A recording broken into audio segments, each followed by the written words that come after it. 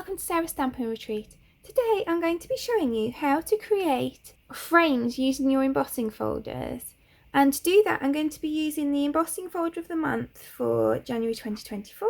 And it's this gorgeous leafy embossing folder. I know it's really difficult to see on camera, but we'll get a better idea of that when we've embossed in a minute. We're going to create a shim for the embossing folder so that we can get an oval shape in the middle that won't get embossed like the outside will.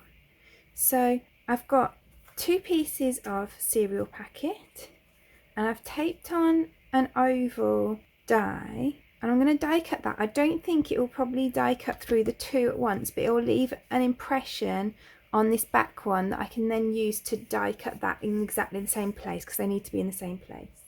So then I've got my 2 frames and I can glue the 2 pieces together.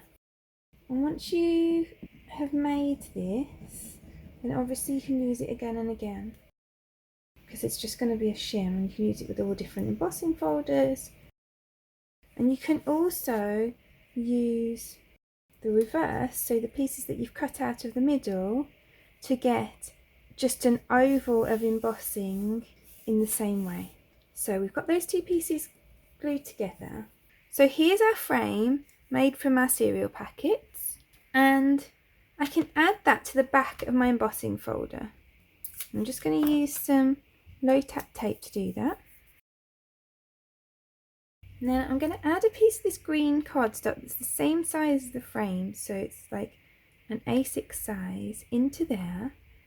And then I'm going to add it through my die cutting machine with the plates I'd usually use to emboss with a normal embossing folder, but minus the thinnest plate, which should be about the same thickness as your frame. And then you can see that we've got this gorgeous embossed piece, but there where we've had that frame, you've got kind of a gap in the embossing. And you might be able to see it's ever so slightly embossed on mine. I probably needed a slightly thinner shim, but we've got that look that we're going for, which is the kind of embossed around the outside and flat in the middle. And you can see how gorgeous that embossing folder is with all those leaves everywhere. So what I'm going to do is I'm going to add that piece to the front of my card.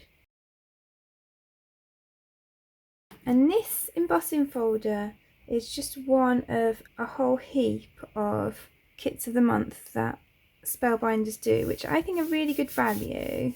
And as you might have heard me say a couple of times, these are products that have been gifted to me by Spellbinders, but they've not asked me to create videos for them. They've just asked me to make a few samples, and all of the opinions are my own. So then I've got a few more pieces from other kits of the month. These die cuts are these ones from the die of the month. You can see there's a whole heap of other ones that come with that, like more flowers, some little birds to go inside this big flower, some extra leaves, these pieces that go together. You see later in the week that I've got another video where I use these dies all the way across the card. They're really gorgeous dies. And then the thanks is from this glimmer kit of the month, and I've used the thanks for that with some black foil to make that sentiment. So all I'm going to do is just add these in the centre of here. So I'm going to glue this behind the pink piece. So the great thing about this card is that once you've got that frame made, it is super simple to put everything else together, and you can use that frame over and over again. So you could make a whole bunch of these cards really quickly. So I'm going to add that on.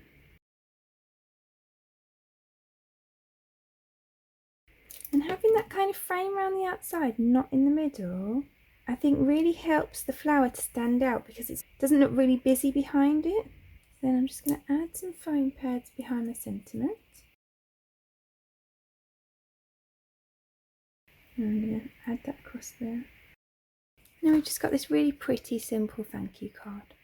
And you can see that these products go together really nicely. So Spellbinders do like a kind of want it all kit, where you can get every kit of the month that they do. I think in the UK it's about £120, so it is quite a high price point, but it's such good value for money. You get everything and they all go together really nicely. You can see I've used 3 of the different kits here.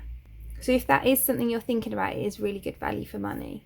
So there's today's card finished. I really hope you enjoyed it. If you did, I'd really appreciate you clicking like below, and you can also press subscribe if you'd like to see future videos.